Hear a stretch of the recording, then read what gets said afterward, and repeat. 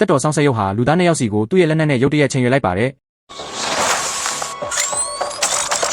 ဒီနောက်မှာတော့မြေအောက်ကနေအေယာမကင်းချေများတတဝါကြီးတစ်ကောင်ဝုန်းခနဲ့ထွက်ပေါ်လာပြီးသူ့တွေတီတယောက်ကိုချက်ချင်းကတ်ခဲလိုက်ပါတော့တယ်။အနေရကိုအာယုံခံမိတဲ့ကင်းချေများကြီးဟာဆက်ရုပ်ကိုတလုတ်တဲနဲ့မျိုးချပစ်လိုက်တယ်။ဒါပေမဲ့ဒီတတဝါကြီးဟာဆက်ရုပ်ကိုအထင်သေးခဲ့မိတာပါဆက်ရုပ်ဟာကြီးတစ်ချက်တဲနဲ့တင်တတဝါကြီးရဲ့ခန္ဓာကိုယ်ကိုအထဲကနေဖောက်ထွက်အောင်ပစ်ခတ်လိုက်ပါတယ်။အန်တစရာကောင်းတာကဒီတတဝါကြီးမှာအေယာမပါဆက်နှစ်ခုရှိနေတာပါဆက်ရုပ်ဟာဒုတိယပါဆက်ကိုပါမရက်မနာပစ်ခတ်နေရပါတယ်။ပြင်းထန်တဲ့ပစ်ခတ်မှုတွေအောက်မှာကင်းချေများကြီးဟာဒဏ်ရာပြင်းထန်ရသွားပြီးမြေအောက်ထဲကိုအမြန်ပြန်ကိုရှိုးသွားပါတော့တယ်။အနေရကခစ်တကင်းဝေးသွားပေမဲ့ဒီတိုက်ပွဲတန်ကြောင့်တခြားသောတတဝါဆိုးတွေပါနိုးကြလာခဲ့ပါပြီ။ဆက်ရုပ်ဟာဒဏ်ရာရသွားတဲ့သူတွေတီကိုချက်ချင်းမယူပြီးဘေးလွတ်ရာကိုရွှေ့ပြောင်းပေးခဲ့တယ်ဒါပေမဲ့အဖွဲ့ဝင်နောက်တစ်ယောက်ကတော့ကြောက်လန့်တကြားနဲ့တောင်းတောင်းကြီးဖြစ်နေခဲ့ပါတယ်သူကြောင့်နေတာကကင်းချေများကြီးကိုမဟုတ်ပဲဆက်ရုပ်ရဲ့တကူလုံးမှာပြည့်နေနေတဲ့ကြောက်မဖွယ်ရာအမာယူကြီးတွေကိုပါသူမရဲ့ကြောက်စိတ်ကိုပြေပြောက်စေဖို့အတွက်ဆက်ရုပ်ဟာလူသားမျက်နှာတစ်ခုကိုဖော်ပြလိုက်ပါတယ်ဒါဟာတကယ်ရဲ့အလုပ်ဖြစ်သွားခဲ့တယ်အဲ့ဒီအချိန်မှာပဲသူတို့ရဲ့အဖော်တစ်ယောက်ကအာကာဒီယင်ကိုမြေပြင်စီဆင်းသက်လာခဲ့ပါလေ